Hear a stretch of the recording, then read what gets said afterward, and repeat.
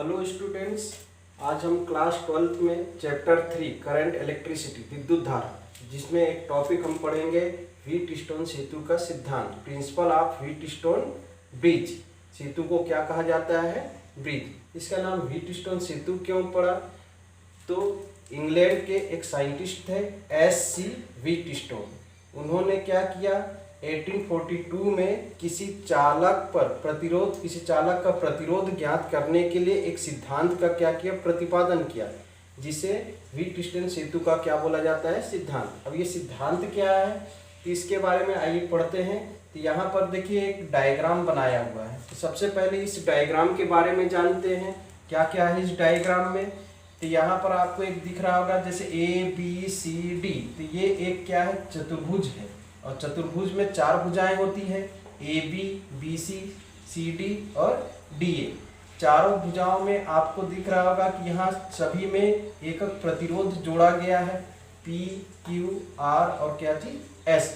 ठीक, इसमें एक विकर्ण है आपका क्या, AC, जिसमें सेल E और कुंजी K1 लगाया गया है।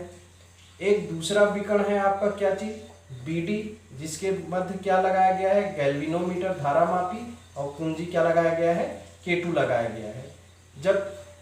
जब कुंजी K1 को क्या किया जाता है, दबाया जाता है, तो सेल से क्या होती है, विद्युत धारा प्रवाहित होने लगती है। सेल के धनात्मक सिरे से विद्युत धारा क्या होती है, प्रवाहित हो रही है। जैसे यहाँ विद्युत धारा क्या प्रवाहित हो रही है, I। लेकिन ये जब विद्युत धारा बिंदु A पर पहुंचती है तो ये 2 भागों में क्या हो जाती है, बढ़ जाती है। एक भाग विद्युत धारा का I1 है और एक भाग उसका दूसरा भाग क्या है, I2 है। I1 भाग जो है प्रतिरोध P और Q की ओर क्या हो रहा है, प्रवाहित हो रहा है, और I2 जो भाग है वो प्रतिरोध R और S की ओर क्या हो रहा है, प्रवाहित हो रहा है। लेकिन जब पहला भाग है I1, जब ये बिंदु B पर पहुंचता है तो यहाँ पर क्या होता है, गैल्वेनोमीटर में भी धारा क्या होने लगती है, प्रवाहित होने लगती है। तो गैल्वेनोमीटर में जो धारा प्रवाहित हुआ है उसको IG से क्या किया गया है, प्रदर्शित किया गया है। तो I1 में से ही क्या गया है, IG गया है।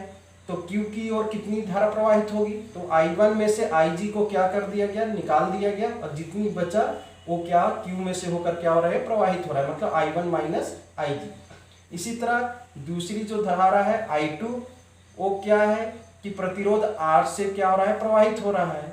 लेकिन S में कितनी धारा प्रवाहित हो रहा है, तो R की ओर जो हो रहा है वो I2 धारा प्रवाहित हो रहा है, और गैल्वेनोमीटर से क्या आ रहा है, IG धारा आ रहा है।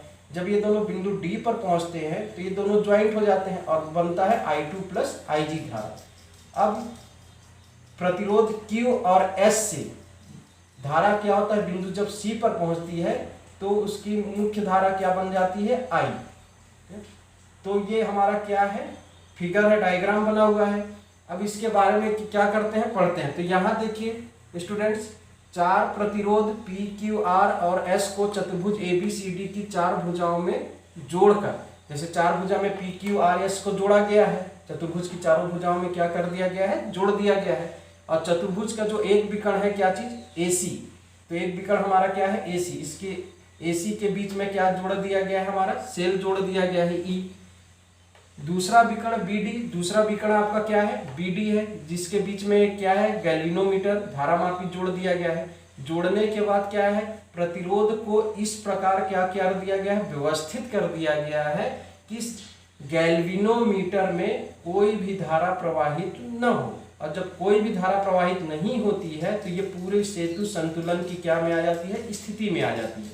और जब संतुलन की स्थिति में आ जाती है तो सेतु के संतुलन की स्थिति में किन्हीं 2 संलग्न भुजाओं के प्रतिरोधों का अनुपात, किन्हीं 2 संलग्न भुजा, तो जैसे हम 2 संलग्न भुजा क्या ले लिए, AB और BC, उसका प्रतिरोध है P और Q।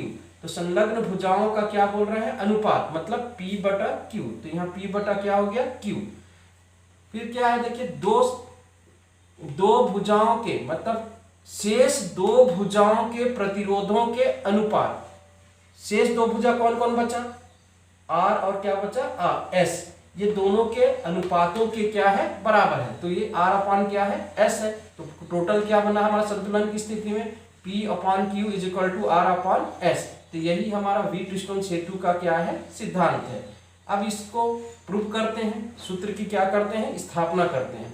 तो तो सूत्र की स्थापना करने के लिए क्या किया गया है कि सेल में से जब I विद्युत धारा क्या होती है, प्रवाहित होती है, जैसे सेल E में से बहने वाली विद्युत धारा क्या है, I है, लेकिन जब ये बिंदु A पर पहुंचती है तो ये दो भागों में क्या हो जाती है, बढ़ जाती है।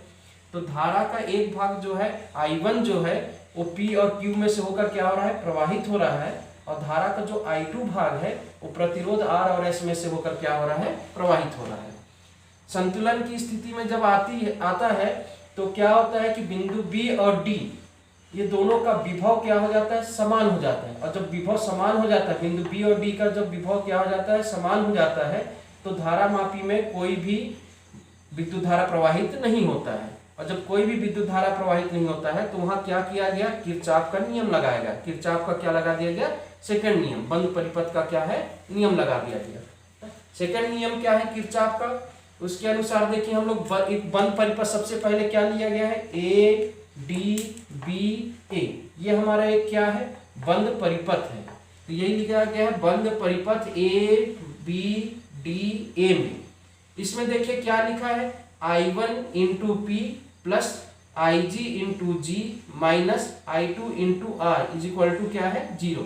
तो यहाँ पर क्या है, किरचॉफ का सेकंड नियम क्या किया गया है, लगाया गया है।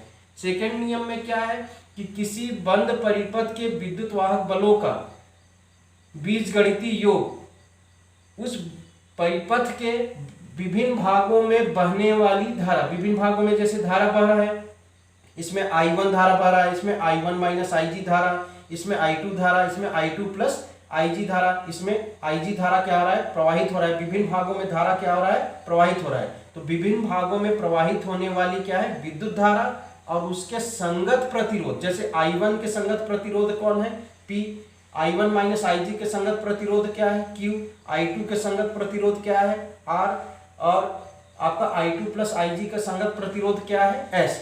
तो विभिन्न भागों में प्रवाहित होने वाली जो विद्युत धारा है और उसके जो संगत प्रतिरोध है, उन दोनों का गुणनफलों के बीजगणितीय योग के क्या होता है, बराबर होता है। तो किरचॉफ के नियम के अनुसार देखिए, सेकंड लॉ के अनुसार कि I1 का विद्युत धारा है जिसका संगत प्रतिरोध क्या है, P है, तो ये दोनों का क्या ले लिया गया, गुणनफल, तो I1 इंटू पी। इसी तरह IG का प्रतिरोध क्या है, G, तो IG इंटू जी, धारा IG है और प्रतिरोध क्या है उसका, G है। यहाँ धारा क्या है, I2 और प्रतिरोध क्या है, R, तो I2 इंटू आर बराबर क्या है, 0। प्लस और माइनस क्यों लगा दिया गया है, तो ये डायरेक्शन दिया गया है। जैसे यहाँ आपका डायरेक्शन दिख रहा है, तो I1 धारा और IG धारा ये दोनों का डायरेक्शन देखिए क्या है, सेम है, और I2 धारा का डायरेक्शन क्या है, विपरीत है। तो ये दोनों को क्या किया गया है, धनात्मक में लिया गया है, पॉजिटिव में, और इसको क्या ले लिया गया है, निगेटिव में, और इज इक्वल टू क्या है, 0। इक्वेशन क्या है हमारा, फर्स्ट है। इसी तरह दूसरा बंद परिपथ लिया गया है BCD-B में। यहाँ भी किरचॉफ का सेकंड लॉ लगाया गया है। इसमें प्रवाहित होने वाली धारा IG और उसका संगत प्रतिरोध क्या है, G है। इसमें प्रवाहित होने वाली धारा है I2 प्लस IG, संगत प्रतिरोध क्या है, S है। इसमें प्रवाहित होने वाली धारा I1 माइनस IG है और प्रतिरोध क्या है, Q है, और इज इक्वल टू क्या लिया गया है, 0। इक्वेशन क्या दे दिया गया है, सेकेंड। जब सेतु संतुलन की स्थिति में आता है तो गैल्वेनोमीटर में कोई भी धारा प्रवाहित नहीं होता है, मतलब इस समय IG का मान कितने के बराबर होता है, 0 के बराबर होता है। जैसे हमारा IG इज इक्वल टू क्या आ गया, 0। अब इस IG का मान हम इक्वेशन फर्स्ट में भी रखेंगे और इक्वेशन सेकंड में भी रखेंगे। तो पहले हम IG का मान जो है इक्वेशन फर्स्ट में रखते हैं, जहां जहां IG होगा वहां हम क्या रख देंगे, 0। जैसे I1P, तो यहाँ IG है नहीं, इसलिए हम I1P उतार लिए, प्लस IG यहाँ तो क्या बैठा दिए, 0 इंटू क्या है, G, I minus I2R is equal to क्या है, 0। 0 और G का मल्टीप्लाई करेंगे तो क्या आ जाएगा, 0 आ जाएगा। 0 लिखा नहीं जाता है, तो हमारे पास क्या बचा, I1P minus I2R is equal to 0।